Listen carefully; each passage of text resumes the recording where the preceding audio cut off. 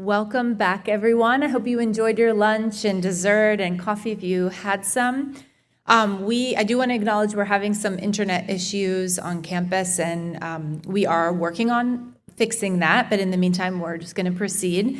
It's time for me now to introduce a highly anticipated general session featuring hot-off-the-press consumer insights and behavioral research findings. The session includes a current snapshot of plant-forward consumer preferences and a look at winning strategies that work to shape and shift consumer behavior toward plant-forward eating. It's an honor to welcome to the stage Siobhan Hansen, Food Choice Architecture and Nutrition Manager for the food team at Google, who also serves as the co-chair of the Menus of Change Business and Leadership Advisory Council. Siobhan works to creatively leverage nutrition and behavioral science into meaningful experiences for Google employees around the world. She has an impressive background in nutrition, health, and wellness. Please join me in welcoming Siobhan to the stage.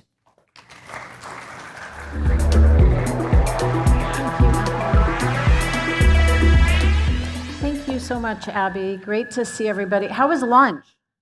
Amazing, yeah, I loved it. I thought everything was super delicious. It was fun. The yellowtail and the lentil dish, they were just fabulous, really well done. And thanks to our sponsors for making that happen. Well, our session today is about nudging the plate, harnessing behavioral research and consumer insights to shape plant-forward preferences.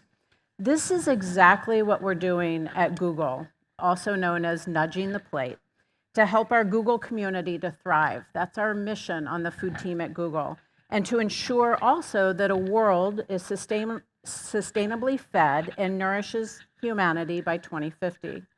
We are all leaders in the industry, and we all have an opportunity and an obligation to do our part thoughtfully, intentionally, and relevantly, guiding our users for a healthier planet and healthier people. We have an opportunity today to learn, engage, speak, and think about how we might offer menus and food experiences that resonate and inspire consumers to select, purchase, and consume diets that protect humanity. Our session today will be filled with several inspiring speakers, conversations, and insights that will help you consider where your opportunities are. I hope that you're going to leave today ready for action. So be thinking about just one thing that you can do as you hear the different speakers and contributors to how I can take that back into my own ecosystem. Action is what really motivates us just to get going and can really make a difference in people's lives. So you're going to hear hot off the press today, two findings and practical takeaways from two publications. The first one, WRI's 2.0 Playbook for guiding diners toward plant-rich dishes in food service. And the second is the 2024 edition of Datassential's Plant-Forward Opportunity Report, produced annually in collaboration with the CIA, Food for Climate League, and the Menus of Change University Research Collaborative. This report focuses this year on how the digital media landscape influences perceptions of plant-forward dishes across generations. And just a little insight, these two reports are just one action item that you can take away to digest and think about how you could implement some of these learnings into your own ecosystem. We're going to first start with Edwina Hughes. She's the head of Cool Food from the World Resources Institute. She's been an amazing partner to CIA, to us at Google. We've used and leveraged her content and the work of that team extensively. So I'd like you all to help me in welcoming Edwina.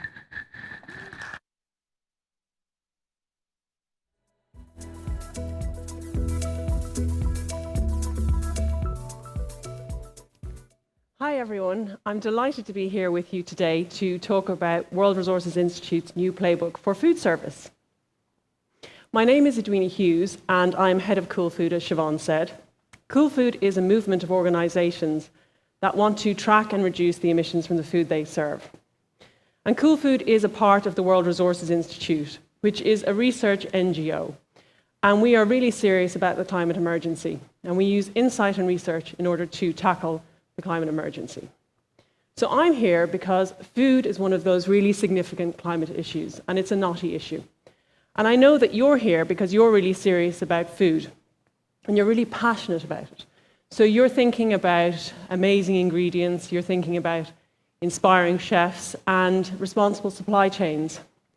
And because you're specialists in the food industry, you're also conscious of this climate issue as well, that it's actually coming in on top of all these other concerns that you've got. And we know that, and that's where we come in, because we can help you with that. So we've created this playbook in order to support you to create the environment for your guests to choose more low-carbon meals. But you've got a really particular challenge. You want to engage and delight your guests. You want to ideally make a profit. And I think you also want to play your part in this process of building a sustainable food future. I know you're up for the challenge. I know you can do it, but you just need a little bit of help. So what I'm going to do today is talk to you about the levers that are available to you to help to create the environment within which your guests can make more climate-friendly decisions. And so in the next 15 minutes or so, I'm going to talk to you about the playbook, tell you a little bit about how you can access it and use it. And then I'm going to talk about 3 techniques in particular. And I'm going to describe the techniques, but I'm also going to talk about the research behind them and how we know they work. But before I jump into that, I wanted to share a short film with you, just to give you a sense of where the playbook started. Did you know that when eating out, the average person decides what to order in less than a second? That's fast. It's hard to choose a healthy dish or a sustainable option for the planet.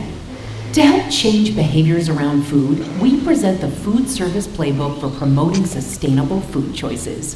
Behavioral scientists at WRI have identified dozens of techniques to serve more low-carbon meals and make your mouth water. Curious for more?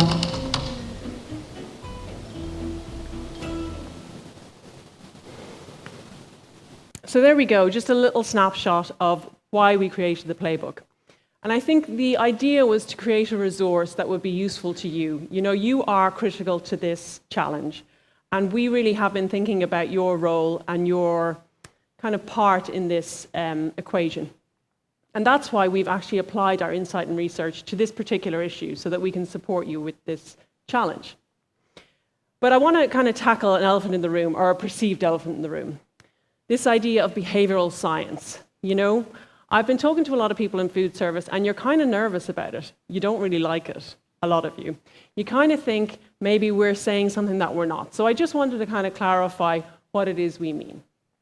So there is a perception that maybe when we say behavioral science is really useful in food service, that we might be saying, oh, well, consumers need to solve this. We need to put it on consumers to create the solution to the climate issue around food.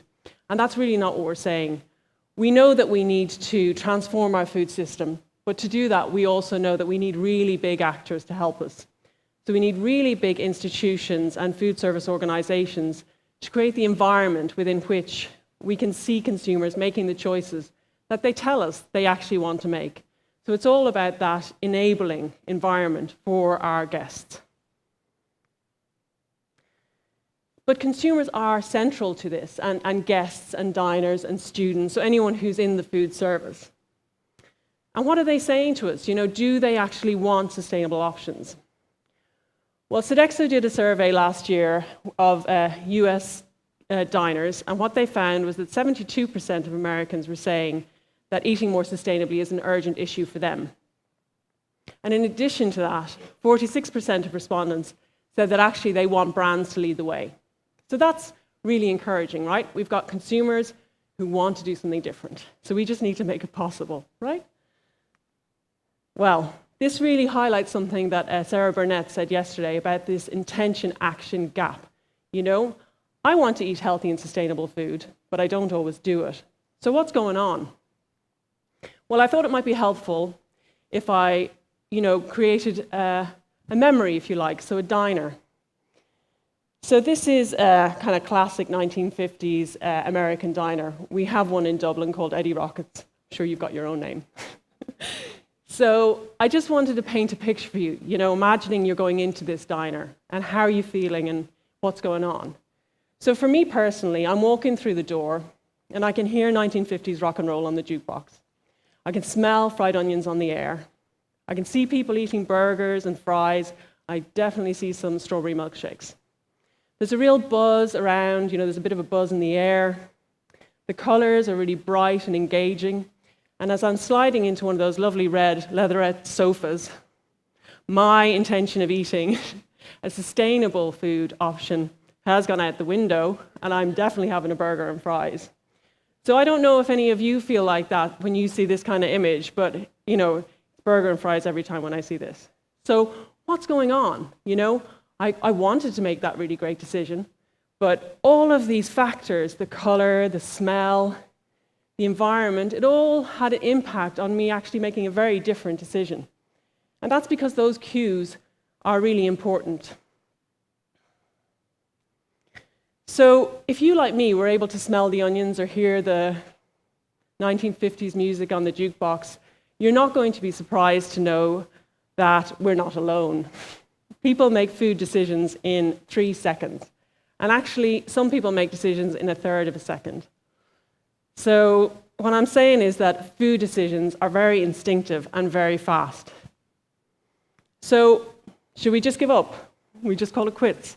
I mean, if everyone's making these decisions so quickly and it's all instinctive, then is there any point in trying to change that? Well, the answer is yes. I think we should give it a go anyway. And we have, because the playbook is about the techniques that you can employ despite the fact that people make these instinctive decisions.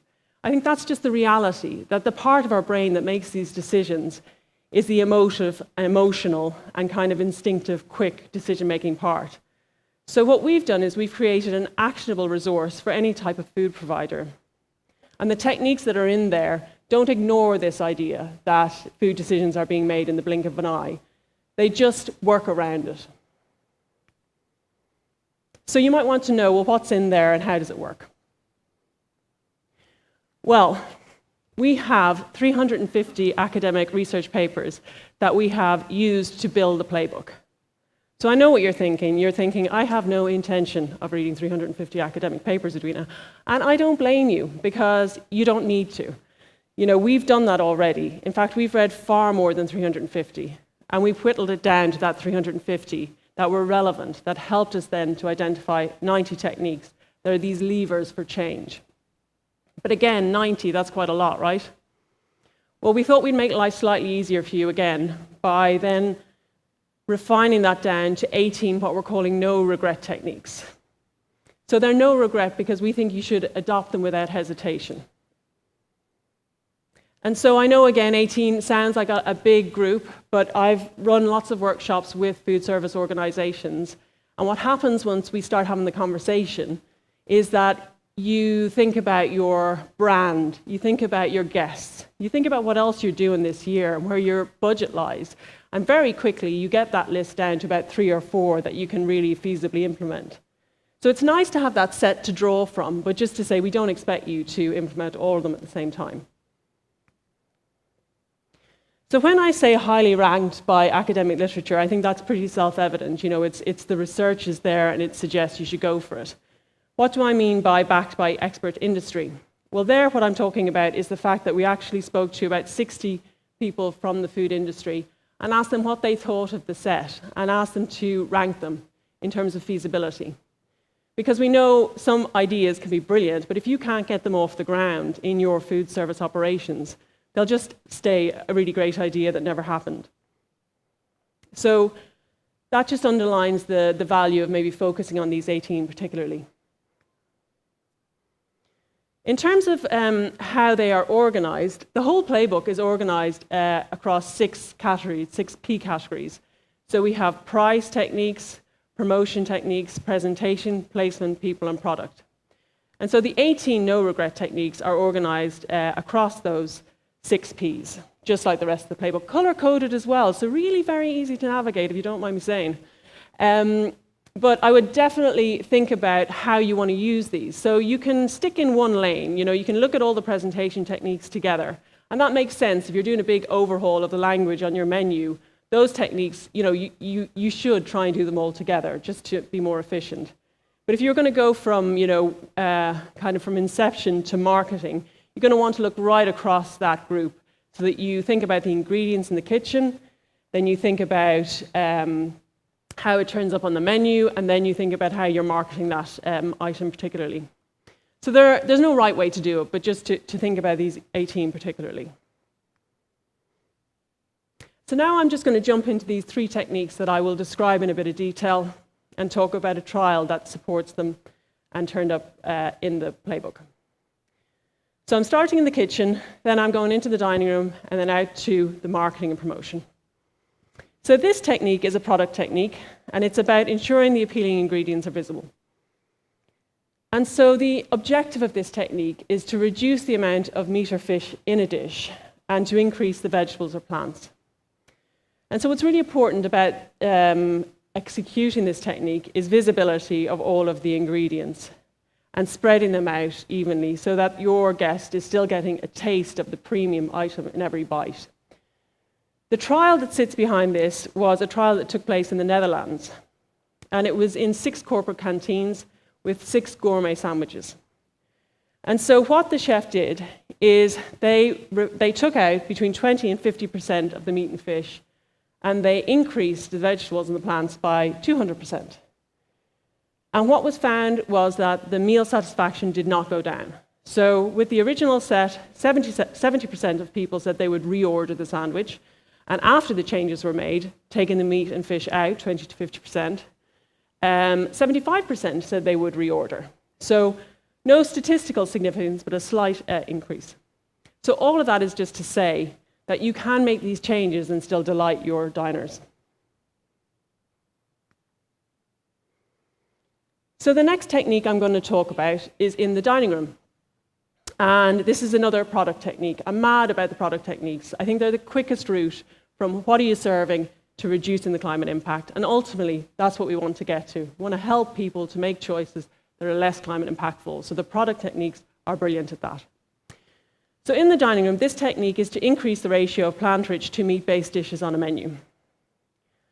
And I want you to keep an eye on the eggs Florentine, because it turns up on each of the 3 menus you see. And eggs Florentine is poached eggs on an English muffin with a little bit of hollandaise, some spinach, and maybe a little bit of chives on top, just for a kick. So that meal turns up on all 3 of those menus. And the menus are different, because the first one has 25% plant-rich options there. The middle one has 50% plant-rich or plant-forward options. And the right-hand side is 75% plant-rich or plant-forward options. But the eggs hollandaise, they turn up on every menu. So I guess people just choose them the same amount of time, regardless of where they turn up. Well, that's not the case, actually. It's really important what else is on that menu alongside them for their kind of appeal to the guest. So here, this technique is evidenced by an online menu trial. And in this trial, people were asked to select their preferred meal. And what we saw is that the plant-forward options were chosen significantly more when they turned up on this 75% plant-forward menu. So it really matters what the ratio is. I love this technique because you're not saying people can't have meat. You're putting meat on the menu. You're just making sure that it's dominantly plant-forward. Why does this matter? Well, it matters because people want to know about availability and perceived availability. They see this 75% plant-forward menu. They're going to assume that the norm is plant-forward, and they might go for it. And so they do go for it. And that's why this technique works so well. Final technique, then, is promotional materials. So I really like this technique because it's all about meat eaters. And I love meat eaters. I used to be one. And it's really important that we reach them. But what we know is that meat eaters think that plant-forward food is bland, boring, and brown. So what are we going to do about it? Well, this is one of the techniques that does something about it, and it's a promotional technique. So what can we do?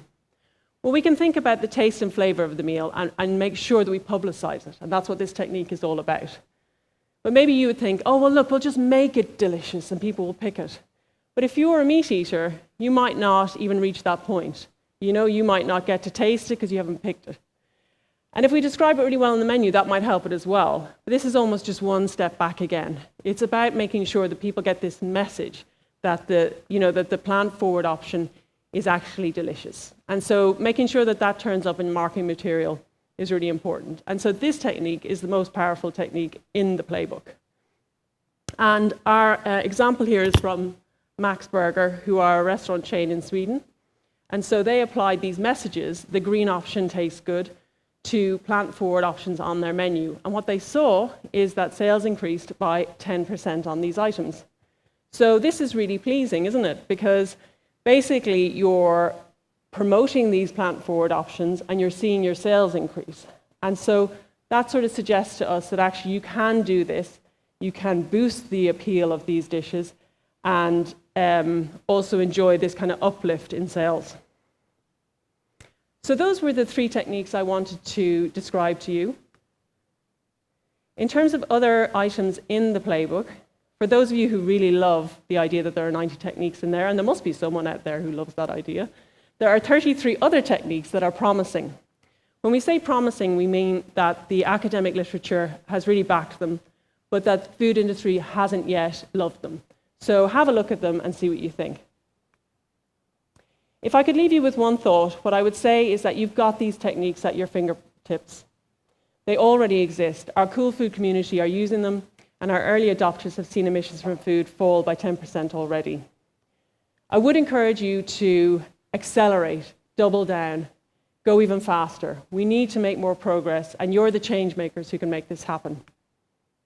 My final gift to you is a quick guide for the playbook. So if you want to grab that QR code, you'll be able to get a quick guide to the playbook, which might save you a lot of time. Thank you very much, and I'm looking forward to any questions you've got in the panel.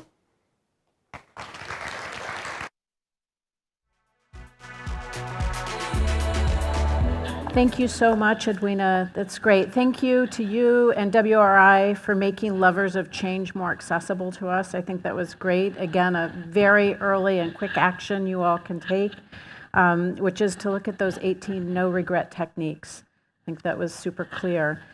Next on our agenda, we have Hui Do, who is the Research and Insights Manager from Datassential. And again, he's going to feature the 2024 edition of the Plant Forward Opportunity Report. Hui, welcome.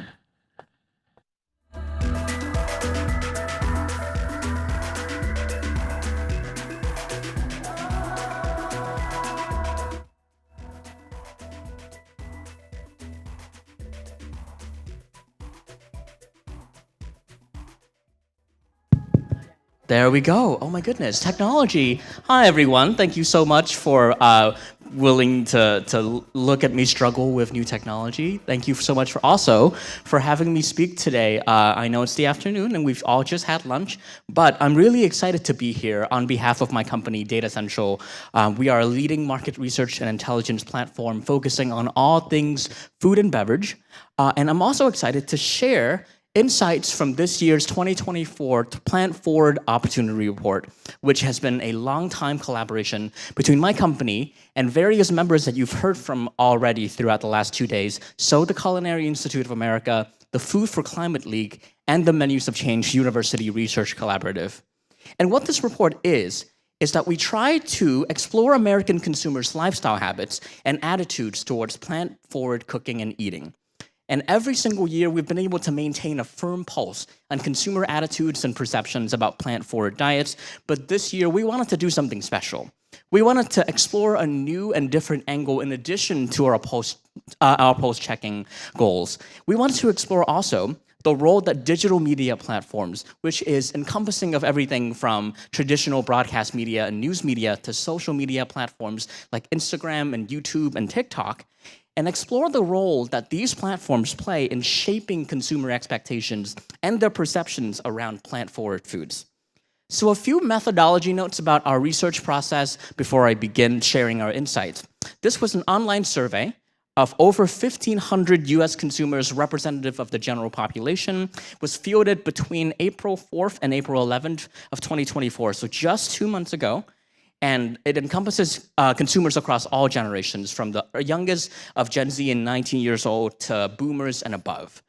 And I know I'm going to be sharing a lot of numbers with you in traditional market research fashion. I can't talk about data without showing a lot of data, but you don't have to fixate over every little number on every little chart, because the full report should be available to you on both the Menus of Change conference website and also the Summit app that you have available on your phone. I believe it is actually the first thing that shows up when you open the app, which is both exciting and scary to me as the person who wrote this. So, without further ado, I would love to show you some interesting numbers that showcase how the state of plant-forward food rests among consumers. So in 2024, over 1/4 of the general population is limiting meat in their diet. We create these two brackets of consumers, those who are meat eaters on the left here, who currently eat meat and do not make any active efforts from changing or restricting their meat intake, and then everybody else who are limiting meat in some capacity. This encompasses flexitarian consumers, vegetarian consumers, pescatarian consumers, and vegan consumers. And we'll be comparing between these two groups as we go along throughout this process. So, one big stat that I want you to remember here is that over 2 in 5 consumers are open to a plant-forward diet. This does not necessarily mean that they're going to adopt a fully plant-forward diet tomorrow, even if that is something that we would all love to happen. But that shows that consumer interest is there, and it skews highest among generations and demographic brackets that you would expect. Gen Z, millennials, high-income households who may be more resistant to the headwinds of inflation, foodies, so those who are excited and constantly seeking out new food and beverage experiences, and meat limiters, those who are already currently limiting their meat intake, are naturally more likely to be open to adopting a plant-forward diet. When it comes to not necessarily a plant-forward diet, but about foods, dishes, and ingredients that blend animal and plant-based proteins, many of which you've probably had throughout the past 2 days thanks to 50 Cut, there's a lot higher affinity for that because consumers are able to eat more plant-based materials without necessarily fully giving up their love for animal protein. And once again, the demographics that are more likely to embrace blends are also more likely to embrace plant-forward diets and cuisines. So Gen Z, millennials, high-income consumers, foodies, and meat limiters. Next, we wanted to talk about how consumers feel about plant-based, not plant-forward, specifically plant-based meat and dairy alternatives. And here are some interesting stats. 40% of consumers, 2 in 5, say that plant-based protein is just as healthy a source of protein as animal-based protein. 37%, so over a third, say that when prepared well, plant-based protein tastes just as good as animal-based protein. And 22%, so about 1 in 5, nearly a quarter, say that they actually prefer plant-based proteins over animal-based proteins. The same patterns can be seen with dairy. 48%, so nearly half, say that they're open to trying more dishes and beverages that feature dairy alternatives. 28% say that plant-based dairy tastes just as good as animal-based dairy. And 26% say that they prefer plant-based dairy alternatives to animal-based dairy. So some really interesting perception data here that you can read on more in the report, as well as their generational breakouts. We wanted to then explore, if this is how they feel about plant-forward foods, how willing are they to pay for these plant-forward offerings, especially, and these numbers here are specifically at food service, so when they go out to eat, not necessarily for retail products that they bring home. And you can see here that even though willingness to pay more for plant-forward foods compared to animal-based equivalents is quite muted, you can actually see that there are more consumers who say that they're willing to pay more than those who are willing to pay less. Keep in mind, though, that 31% on the right isn't necessarily consumers saying that they were willing to pay more for plant-forward food on any level. A lot of these folks are saying that they are willing to pay more depending on the type of dish that they order and depending on the type of plant-forward ingredient that composes that dish. So it's a situational basis, but consumers are keeping their minds and their wallets open. Next, we wanted to address some ongoing concerns around eating plant-forward items, because as you've seen from the previous presentations that came before me, consumers harbor a lot of concerns around switching and altering their diet to incorporate plant-forward foods. The first and the highest of which is that consumers are worried that they're not going to be satisfied with the taste of the meal. And this is consistent both in the land of plant-forward eating, but also just in any type of eating overall. Taste is always the #1 factor when consumers think about their food choices. Next, you can see that around a third of consumers are also worried about the issue of satiety, and also a third of consumers are worried about cost, paying too much for vegetables and other plant-based and plant-forward ingredients. The ranking here is unique. It is actually ranks 1, 3, and 4 out of the long list of concerns that we ask consumers, all of which you find in the full report itself. And I've neglected to mention the #2 concern, which is actually around protein. We find that protein is increasingly a more salient concern and consideration for consumers when they choose to eat plant-forward foods. So nearly 2 in 5 are worried about not getting enough protein if they switch over to a plant-forward diet. 31% are worried about not getting enough complete protein, so an additional angle over their concern for protein. And then 18% are worried that that plant-forward foods can't provide them with enough energy or stamina to accomplish physical pursuits. So protein is an issue that we all have to necessarily watch this year because it's reaching the same level of concern as taste. And so that's some of the questions that we ask to sort of check in with consumers about how they feel on a general level about plant-forward foods. And for the rest of my time here, I wanted to talk a little bit about our new focus angle on plant-forward perceptions, specifically informed by digital media platforms.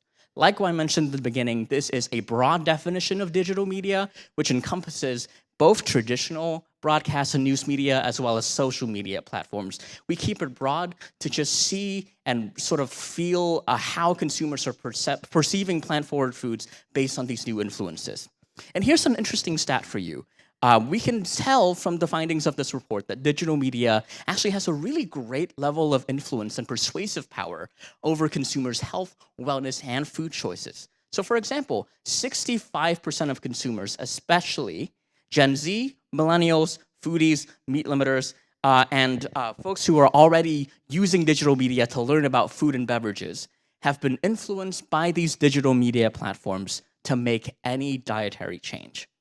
So when you look into what these dietary changes are, you can see here that they encompass a wide spectrum of different habits and taste preferences. For example, over a third of consumers say that they've been previously influenced by digital media to drink more water. About 31% say that they've been influenced to eat more fruits and vegetables, cut back on processed foods, reduce their consumption of fat, sugar, carbs, salt. All of these issues are things that our community has already been watching. So this, I don't think, should be news to you, that these are some of the most popular health and wellness and dietary factors. But it's really interesting to see how many have been specifically influenced by digital media to make these changes. One thing that surprised me about our findings also is that the influence of digital media actually has some really incredible staying power. When we ask consumers who have adopted dietary changes because of digital media, if they're able to retain these changes, you can see here that a lot of consumers have actually retained these habits instead of taking them on and then dropping them off again. You know how we all have New Year's resolutions when we enter the New Year's, that we say that we want to eat healthier and exercise more and cut back on ultra-processed foods, and then by February, we all lose all of these habits. This is actually not happening as often as I would expect when these habits are informed by digital media. And I suspect that I think there's a real power when you buy into a dietary habit because you see it on digital media. You are joining a community. You are seeing these patterns, and you're seeing other people like you reinforce that behavior every time you log on, every time you scroll, every time you look. So I think that has a lot of persuasive and staying power in helping consumers maintain the changes that they say they want to make. Next, we wanted to ask if consumers are utilizing digital media to learn more about food and health and wellness topics. So the chart over here that you can see, it has a lot of numbers, it has a lot of graphs. You will find this fully broken out with an explanation in the full report itself, so I won't labor over every single number, but you can see here that nearly half of consumers use digital media to learn recipes and meal ideas, and they say that they love the things that they can find. Over a third use digital media to learn about new restaurants to try, and they say that they love the information that they find. Moving on over to health and wellness and sustainability trends, you can also see here that this is an area of interest for consumers. The top 2 bars encompass consumers who use digital media in general to search for these topics and learn about them, even if they don't necessarily all love it or find that content lacking or see room for improvement. When we talk about using digital media to learn about plant-forward foods, we can see that 26% of consumers, around 1 in 4, actively seek out plant-forward foods and beverage content on digital media platforms. And around a third also say that content on digital media has actually made them more willing to try plant-forward foods. So once again, digital media has a really interesting presence and persuasive power to convert or necessarily influence consumers towards better eating habits. They're also shaping how consumers are feeling about plant-forward foods in general. So we asked them, based on things that you've seen on digital media sources, between pairs of statements and adjectives, how would you describe what plant-forward foods are? And over here, you can see that most consumers, based on what they've seen on digital media, say that plant-forward foods are really healthy and nutritious. They say that it's really fresh. They say that it's culturally relevant right now. And slightly less consumers they're also kind of split in terms of how accessible plant-forward foods are. So even though over half say that they're relatively easy to find, 42% say that they think plant-forward foods have a reputation of being hard to access. So this is a really interesting call out this year. We asked them about even more pairs of attributes, whether or not plant-forward foods are seen as comforting or adventurous, whether or not they're familiar or unfamiliar, and whether or not they're boring or they are creative. And what's interesting here is that even though most consumers find that plant-forward foods are in general really creative and are being leveraged in really interesting ways, they do have an aura of being unfamiliar and adventurous. And I think it is up to you as operators to determine whether or not this aura of adventurousness and bold and like really interesting exoticness is a reputation that you want to carve out for yourself, or that you want plant-forward foods to feel more familiar and accessible to consumers. Whichever direction you take, you can see here that digital media does have the ability to influence how they feel about plant-forward foods. A couple more attributes to share with you. Most consumers say that plant-forward foods appear to be light or digestible, and nearly 60% say that plant-forward foods are pretty flavorful, although that 42% is a little high for my liking, because I think plant-forward foods are awesome, but consumers, I think, still need a little bit more convincing.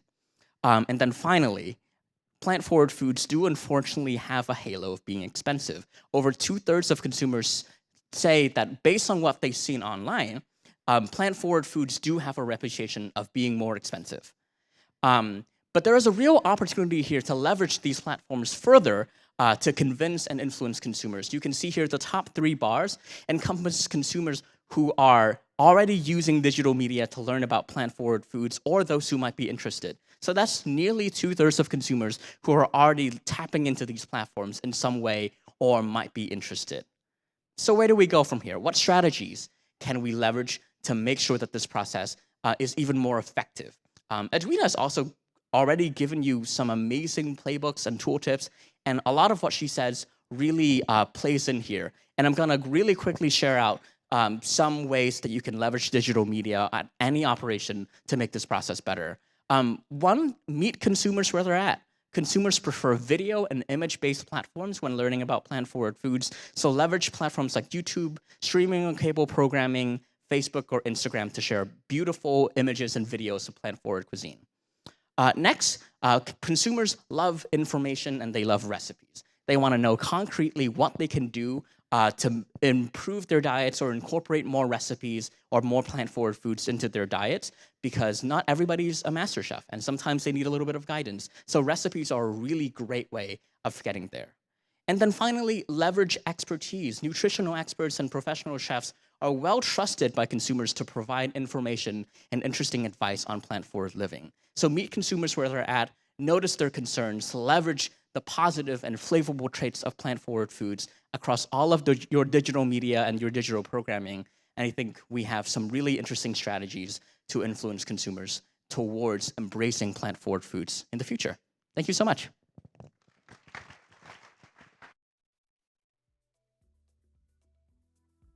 Thank you so much, Hui. That was amazing. I'm going to invite fellow panelists to come on up on stage. We're going to have a moderated session now to talk about what we've just experienced and the insights and content and toolkits and all of the resources that we now have. So thank you for that. I was really glad, Hui, to see YouTube at the top of that list. So being from Google. So let's see, we've got two new members here. I'm going to first have John and Michael make introductions so we can meet them and you'll let us know a little bit about your background, where you're from, and then we'll kick off. John, go ahead. No, not yet, but it will. Hey, everybody. There Oh, you there we go. are. Nice to be with you today. John Stoddard. I work for Healthcare Without Harm, and so we're a global organization that works with healthcare globally on a variety of environmental initiatives. And I work for our food program, which is a US-based program. The focus of my work is at the nexus of food and climate. So I work with a lot of healthcare institutions on plant-forward menus, as well as food waste. We are also a partner with Edwina and WRI as a whole on the Cool Food Pledge. So I do the recruiting for healthcare and the support of healthcare in Cool Food. Good afternoon, everybody. My name is Michael Milburn. I work for Compass Group under the Morrison Healthcare Division. I'm also the catering sous chef at Mayo Clinic in Jacksonville, Florida. And I am also this past winners of the Healthcare Without Harm Culinary Contest.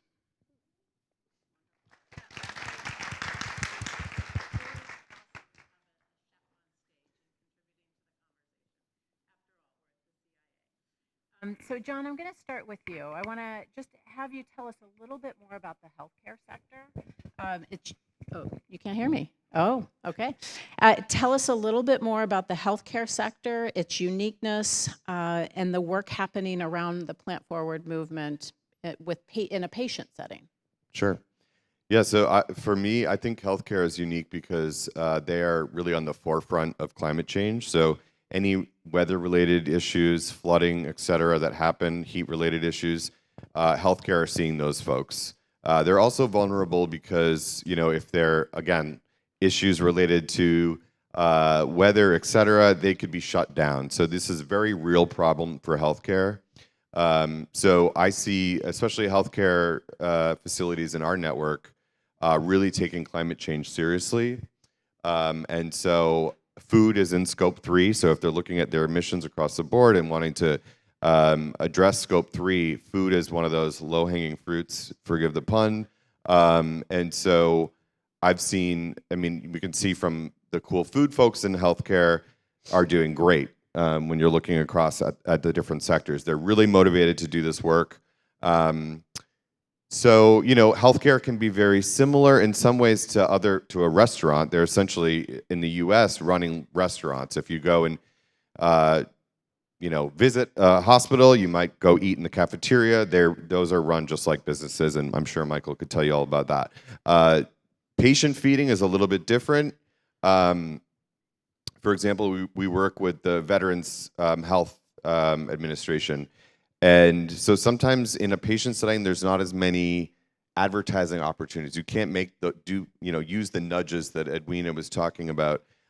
So we can get creative, specifically with the VA. Sometimes they just have a little meal ticket. So we work with them, like, how do you name that dish in such a way that people are going to want to eat that? So I think you sometimes have to get a little bit more creative in the patient setting to implement plant-forward menus. Thank you. Michael, tell us a little bit more about this culinary contest. What inspired you to participate? Tell us a little bit more. So I was actually on a culinary call with my executive chef, and they had some slides they were going through, and one of the last slides that was on the culinary call was the advertisement for the Healthcare Without Harm culinary competition. So immediately after the meeting, I went back to my desk and did some research and looked up the competition. Told my executive chef, I was like, I have to enter this competition. Mayo Clinic has a lot of plant-forward opportunities, a lot of menus too as well. So I was like, this is a great opportunity to kind of showcase those kind of on a national level, I guess, if you want to call it like that. So, and from there, I just took off, from creating the menus, going through the different process of trying to figure out what I actually want to create. It was quite a challenge at first to kind of figure out, because you want something in a hospital setting that's not only that looks good, but tastes good as well. And I know sometimes in the hospital food sometimes gets a bad reputation for not being the tastiest or bland or where the case may be. So it was definitely that opportunity to showcase that hospital food is actually good, nutritious, and you can actually enjoy it and be full from it too as well. That's great. Well, again, congratulations on Can I that just- win. Thank you. Can I give props to Sure. Michael just for Please. we had 35 recipes and they went through 3 rounds of judging and Michael came out on top. So again, let's just give him cheers. Great job. So, Michael, we really are here in service of our attendees, and we want to inspire and encourage others to think about plant-forward eating, more healthy and sustainable eating. You mentioned Mayo Clinic as a resource. What is your top 1 or 2 resources? We're trying to encourage others to take some action. So what would you recommend? Definitely, far as resources, just to even start with something planned forward, you have to sit at the table and have that discussion with your leadership. And then that kind of trickles down into the people you work with, the cooks, that's on those front lines. And so you have to have that dedicated training to those individuals to kind of express, why are we doing this, for one. Sometimes, it could be a cultural thing too as well, within the region where you're at. How do you get across plant-forward ideas in a region without understanding what the food is there, what is the culture and the shape and the environment there. So you have to kind of start there at the beginning. From there, it's just a matter of teamwork to kind of pursue those goals in which you want to go for. Great, thank you. Hui, let's move to you. We'll get back onto the report and think about, as Michael was saying, really paying attention to where consumers are. How have consumer attitudes changed toward the plant-forward movement over the course of the last year? Thank you so much. So I wanted to highlight this. It's a great question because in the report findings, we tracked consumer preferences for plant-forward foods across all of the years of our study. And actually, we're finding that this year, consumer affinity for both plant-forward foods and dishes, as well as plant-based meat and dairy alternatives, have actually decreased between 2022 and 2023. Between 2023 and 2024. Which feels like an issue, and it feels like a concern. When you are in market research, you are taught to not over-sensationalize 1 year changes, and I think it's just something that we need to maintain a pulse on. And if I were to explain these shifts and this sudden hesitation with one factor, I would definitely say price. I think price sensitivity is very real under the economic environment that we're living in, and it applies across all categories of food, but especially protein. And so consumers are perhaps more hesitant to fully embrace plant-forward or plant-based foods because they want to maximize the amount of nutrition and protein especially when they are working with a limited budget. So that's just something to think about as we move forward. Thank you. And Edwina, for you, tell us about a key determinant of success that did not show up in the playbook that you shared with us. I think the thing that maybe is really important that doesn't show up in the playbook is the importance of bringing people with you internally. And might feel like quite an obvious point to make, but some of these ideas are fantastic and they could be turnkey solutions, but it's really important to be purposeful as you think about how you're going to implement them so that you imagine the change you want to see and then think about the key stakeholders to that decision and unintended consequences. We need to be thinking about the commercial setting within which people are operating and you are operating. And so a sensitivity to some of those other maybe competing challenges, that it needs to be elevated to a level of seniority so that those maybe conflicting priorities are dissolved or somehow addressed so that you are able to then pursue this agenda without inadvertently maybe undermining some of your other priorities. So that doesn't turn up in the playbook because it's not a technique, but it's all about people. You know, you need to bring your people with you. So if it's about creating amazing plant-forward dishes like Michael's talking about, it's about having chefs involved in that process. It could be about the people in front of house, making sure that they're actually involved in thinking about what the dish is going to be and how they're going to speak about it. And procurement and supply chain, making sure that they're actually going to back you and get the stuff you need at the volume that you need it to make this a reality. Yeah, a lot of players in the ecosystem, Yeah. so to consider them all. But John, you had Yeah, just quickly add something that shows up in the playbook is around training back of house staff, which is super important. But I also, from experience, just know the importance of also involving front of house staff as well. And I'll give the VA again in that we're doing a training with them where we've got the Humane Society doing trainings on plant forward cooking, and many of the facilities in the VA involved front of house staff and back of house as they were trying out recipes. And so everyone got to taste it, everyone got to understand why they were doing it, and it got everyone on board and excited about like why, you know, about the project itself. So when those folks went to the patients, because oftentimes the front of house, the people going into the patient rooms are the only people talking about the food. So having them on board and being excited about the dishes, it was like totally key to making that successful. That's great. That's awesome. We have a few more minutes for questions. I'm gonna ask the audience if you've got a question. We've got a microphone down close to the stage. Please go ahead and come up. We'd love to hear from you. Challenges that you might be having, anything that sparked really an interest for you, please come on and step up to the microphone. And while we're waiting for anybody that might have a question, Edwina, I'm gonna pose another one for you. Sure. What should food businesses think twice about doing? Underestimating the importance of the buy-in of all the people who are going to help to make it happen would be one of the things I would suggest they need to, you know, think twice about.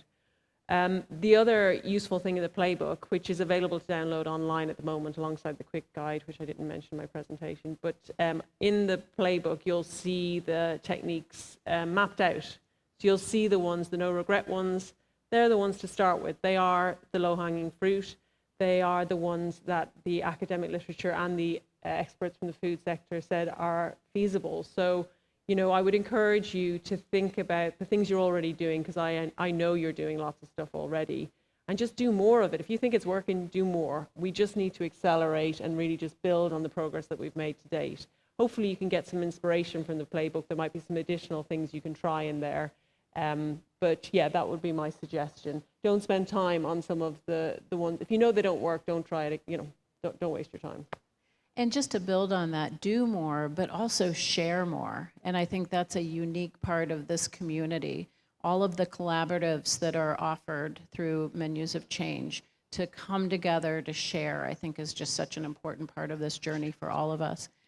We've got a question. Hi, can you hear me? Yes, please go ahead. Hi, I'm Renata. I've been a chef for over 35 years now, and I'm a manufacturing chef right now, but I'm mostly in operations of my 35 years. One thing I really liked that Edwina and Hui, I'm sorry if I mispronounced your name, touched on was price and what people are willing to pay. So it's really kind of a relief to see that people are willing to pay a bit more than what the perception is. And over the years, I've worked a lot with pricing and plant forward on the menu. What more do you have to say with that perception, especially from an operations side of, I need to price my plant forward items less, which your Edwina, your menus, the 75% menu, the plant forward one that was second down on the left was the same price as the one with meat on it at the 25%, which would have been a pushback in, you know, just even 3 or 4 years ago when I was working on menus. So what would you have to say about fears from an operator's point of view, especially larger operations or multi-unit operations that are worried about loss of profitability, loss of that, you know, check average as well, which it might be minimized after looking at some of the Datassential things, but can you talk a little bit more about that and expand on that? Because I think that might be in the back of some of these operators' minds. Yeah, for sure. So I think on the price point, the thing that I'm very conscious of is that the ingredients sometimes may seem cheaper or may be cheaper, but you may need to invest more in the preparation and the building of the items. I think the technique around reducing the meat content or making sure the ingredients are all visible, that stacking one, is quite an interesting one because it does suggest that you can change the composition of a dish. So you can save money by putting fewer expensive ingredients into the dish without diminishing customer satisfaction. And I think that's where you could feasibly make the saving that you're hoping to do. When I think about some of the additional techniques, so I talk all about the no regret techniques because they're the ones that are, the ones you should go for right now. But one of the highest ranking promising technique is around price and loyalty schemes and rewarding your guests for choosing these plant-rich options. And the thing I would just say about that technique, it sits within the price category. The reward should be agnostic. So, people have been virtuous and have chosen the plant-forward option 5 times, 10 times, whatever. Then the reward should be, now you can have whatever meal you want. So just to say, to keep that in mind if you're thinking about loyalty under price. I'll speak very briefly because I can sense that there are several other questions that are waiting in the wing. But I think one important thing to think about here is that even though we are now a pretty price-sensitive economic environment, price is never a standalone value. Price is never a standalone consideration. When we talk about price, we also talk about value. So what you get for what you pay. And I think instead of fixating specifically on the ticket, both on an operational backside, but also on a consumer front, emphasizing what you can get for the price that you pay, maximizing potential, showcasing all of the different unique properties that consumers can get when they purchase plant-forward menu items, despite the premium, emphasizing the variety of ingredients, emphasize the health benefits, emphasize the flavors that went into the preparation of these things. I think consumers are looking at prices in a very considered way, but I think something that we've noticed as an industry when we were tracking inflation, especially at the food level, is that surprisingly, even though inflation has been rising over the past several years, consumers are still slightly resistant to those forces, especially when it comes to food and beverage purchases. So I think it just requires strategically thinking about your value proposition, which I think is just pricing 101, right? Thank you, Hui. Yes. Hi there, Mary Purdy, integrative eco-dietitian nutritionist. I'm curious how you are elevating the role of one of the original plant-based proteins, beans, legumes, pulses, lentils, which are incredibly nutritious, incredibly inexpensive, and incredibly culturally relevant for so many cultures. Thank you so much, Mary. Let's give that one to Michael. So in a Mayo Clinic, we use quite a bit of each of those ingredients. So we have 5, 6 cafe spaces, and then we have a patient line too as well. So on any given day, you can have the beans in a dish or something like that, or the legumes, or anything to that nature somewhere on the line. There's always a plant-forward option for those guests, patients, or alike too as well. So it's pretty common throughout all our kitchens. You tell them about your taco? The dish I created for the competition, it was a Three Sisters. I call it Three Sisters Blue Zone Tacos. And it consists of a plantain shell. And then I went the concept of the Three Sisters, of course, beans, squash, and corn. The Blue Zone concept that came off in there, I kind of went with a Costa Rican theme. You can find plantains in that region, beans, of course, corn. And then I wanted to kind of put a twist on the squash aspect. So I found a native chayote squash that was prevalent in that region too as well. And so I just combined the ingredients to kind of form this taco. I wanted something that was fulfilling. Also too as well, I'm a heavy meat eater myself, but I wanted something to where like you get the consistency and the taste of when you're chewing the product as if you're chewing meat too as well. So the shell itself on the outside it was crispy, but on the inside it was still chewy too as well. And so with that whole process, I mean, it was pretty fulfilling too as well. When I had it in my retail space, we had 2 tacos. They're fairly large, and they had accompanying other assortments of rice. I think on that line you can make a salad too as well to go with it. So the plate itself was pretty full as well. So. John, did you get to eat this? Because you're nodding away. I did. And that was like the exact compliment that I gave to Michael, because I tried it and I was saying the plantain shell was brilliant because it was very meaty, like when you're eating it, even though it was vegan, totally delicious and had a meaty bite to it. That's so lovely. And Michael, I don't know if you knew what you were doing, but did you notice the descriptive dish titling? Oh, yeah. I that love Michael. It plays important and to your product. You know, a couple of sessions earlier today, you know, they were talking about taste too as well. You visually eat first with your eyes. So, and then, you know, if you have the descriptors that are in front of your dish too as well, it plays all together to attract that customer. Yep. You know. Great. Well, we have just another minute and a half or so. I've got a rapid fire question for each of you. And I'd love for you to just kind of go down the line and let us know what you think. If there are people or teams in the audience that are currently not doing anything in the way of nudging their consumers, what action do you recommend to start?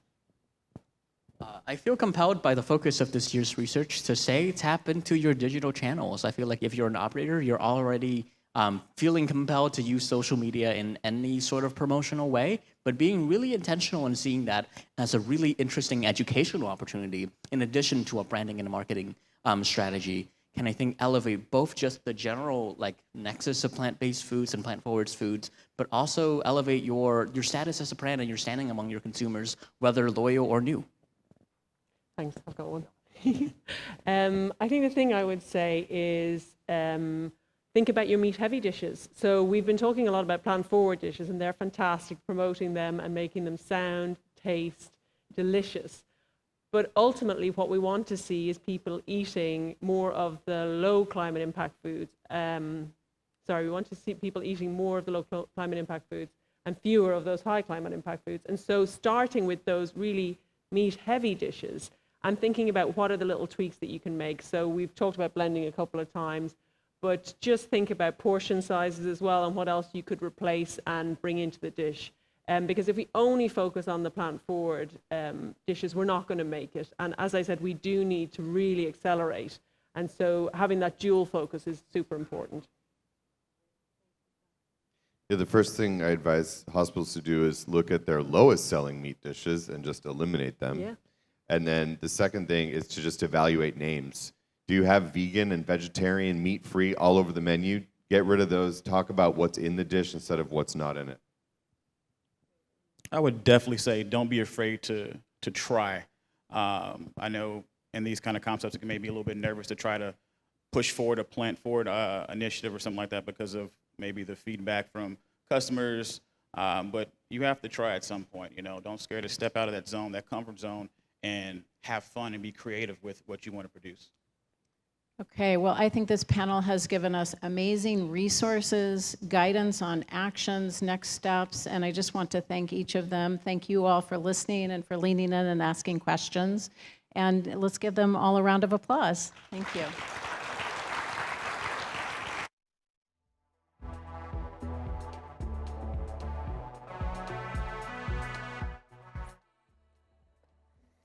Okay, thank you all for those amazing insights. Really interesting to hear the opportunities to continue to nudge consumers toward more healthy, sustainable, and plant-forward options.